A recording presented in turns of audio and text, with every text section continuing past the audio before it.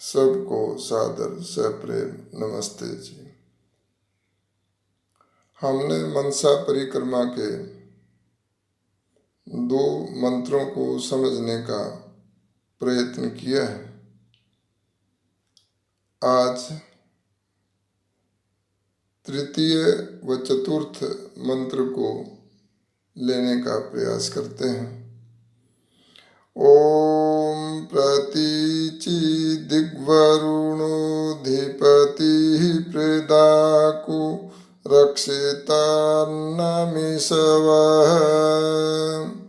तेभ्यो नमोऽधिपतिभ्यो नमो रक्षितृभ्यो नमः ईशुभ्यो नमः एभ्यो अस्तु।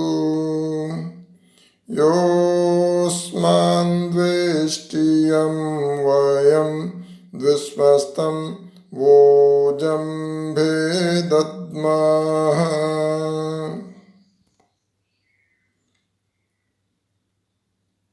जो पश्चिम दिशा अर्थात अपने पृष्ठभाग में है, उसमें वरुण जो सबसे उत्तम सबका राजा परमेश्वर है, प्रेदाकु जो बड़े बड़े अजगर विषधारी सर्प आदि प्राणियों से रक्षा करने वाला है और जिसके अन्न अर्थात पृथ्व्यादि पदार्थ बाणों के समान है, जो श्रेष्ठों की रक्षा और दुष्टों की ताड़ना के निमित्त है। तेभ्यो नमः अधिपतिभ्यो नमः। उन सब गुणों के अधिपति ईश्वर के गुणों को हम बार बार नमस्कार करते हैं। रक्षितृभ्यो नमः ईशुभ्यो नमः एभ्यो अस्तु। जो ईश्वर के गुण और ईश्वर के रचे पदार्थ जगत की रक्षा करने वाले हैं और पापियों को बाणों के समान पीड़ा देने वाले हैं, उनको हमारा नमस्कार हो। इसलिए कि जो प्राणी अज्ञान से हमारा द्वेष करता है और जिस अज्ञान से धार्मिक पुरुष का तथा पापी पुरुष का हम लोग द्वेष करते हैं, उन सब की बुराई अज्ञान और द्वेष को उन बाण रूप के मुख में दग्ध कर देते हैं कि जिससे हम लोग किसी से वैर न करें और कोई भी प्राणी हमसे वैर न करे, किंतु हम लोग सब मित्र भाव से परस्पर वर्तें। यहाँ अन्न का अर्थ है हवा, तरल पदार्थ, ठोस पदार्थ, फल, जिनका भी हम प्राणी मात्र सेवन करते हैं, वे सब अन्न कहलाते हैं। और जैसी स्थिरता, सहनशीलता, उपकार हम पृथ्व्यादि पदार्थों में देखते हैं, उन सब गुणों को धारण करके हम द्वेष से ऊपर उठकर परोपकारी, सहनशील होकर स्थिरता, पेशेंस अर्थात धैर्य को धारण करें और द्वेष की धारा को दग्ध करें, समाप्त करें। इस संदर्भ में प्रसिद्ध श्लोक है जो आपने बहुत बार सुना होगा। परोपकाराय फलन्ति वृक्षा, परोपकाराय वहन्ति नद्यः, परोपकाराय दुहन्ति गावः, परोपकारार्थमिदं शरीरम्।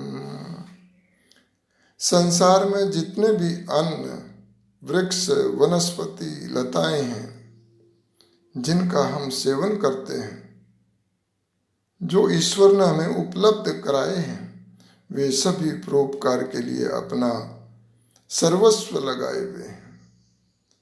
पृथ्वी की छाती पर बहने वाली सभी नदियां, झरने, तालाब आदि परोपकार के लिए ही समर्पित हैं। गाय, भेड़, बकरी आदि पशु भी परोपकार के लिए ही पूरा जीवन लगाए हुए हैं और अमृत रूपी दूध हमें प्राप्त कराते हैं। विद्वान, विरक्त, संत, योगी भी संसार के कल्याणार्थ तन, मन, धन को न्योछावर करते हैं। इसलिए हे मानव, तू भी परोपकारी बन और द्वेष की धारा को तोड़ दे। द्वेष को समाप्त करने का क्या उपाय है? महर्षि पतंजलि ने बहुत से समाधान योग दर्शन में दिए। उनमें से एक पर चर्चा करते हैं। योग दर्शन द्वितीय पाद 33वां सूत्र दिया, वितर्क बाधने प्रतिपक्ष भावनम, अर्थात योग विरुद्ध आचरण से बाधा उपस्थित होने पर, जब जब बाधाएं उपस्थित होती हैं, उदाहरण के तौर पर किसी व्यक्ति ने कभी हमारा बुरा किया था और वह अभी हमारे या हमें किसी जगह मिल गया, तो उस समय मन में जो द्वेष यदि उत्पन्न हो जावे तो वह योग विरुद्ध आचरण है जो बाधा डाल रहा है। यह है वितर्क बाधने। तो उस समय प्रतिपक्ष भावना, विपरीत पक्ष का चिंतन आरंभ करना चाहिए। ये विपरीत पक्ष क्या है? अर्थात जो द्वेष मन में उत्पन्न हुआ उसके विरोधी विचारों को उत्पन्न करो कि मन में यह जो द्वेष की भावना आई है उससे मेरे स्वयं के मन में विकार आएगा जो मुझे अशांति पैदा करेगा। अतः मैं अपनी हानि स्वयं नहीं करूँगा और मैं द्वेष नहीं करूँगा, क्योंकि इसका फल दुख और अज्ञान ही है। इस प्रकार हम उस द्वेष से छुटकारा पा सकते हैं।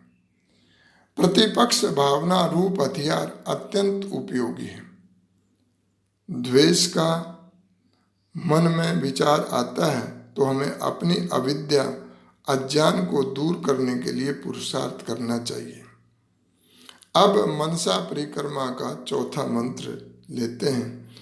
ओम उदीची दीक्षो मोधिपति स्वजो रक्षिता शनिरिषव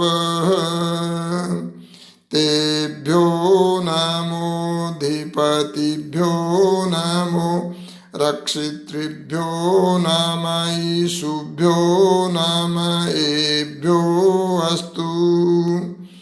योऽस्मान् द्वेष्टियं वयं द्विष्मस्तं वोजम्भे दद्मः।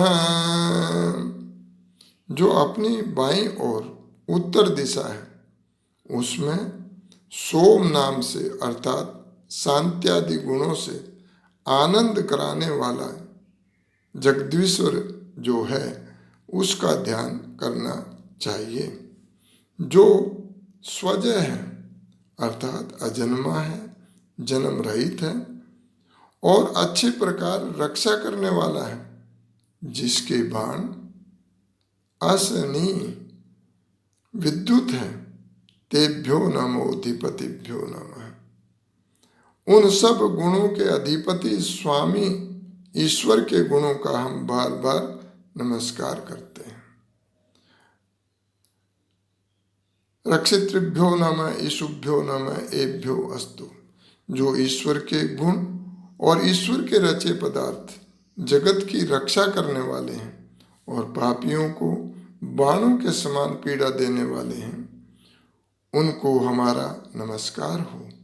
इसलिए कि जो प्राणी अज्ञान से हमारा द्वेष करता है और जिस अज्ञान से धार्मिक पुरुष का तथा पापी पुरुष का हम लोग द्वेष करते हैं, उन सब की बुराई, अज्ञान, द्वेष को उन बाण रूप के मुख में दग्ध कर देते हैं कि जिससे किसी से हम लोग वैर न करें और कोई भी प्राणी हमसे वैर न करे, किंतु हम लोग सब मित्र भाव से परस्पर वर्तें।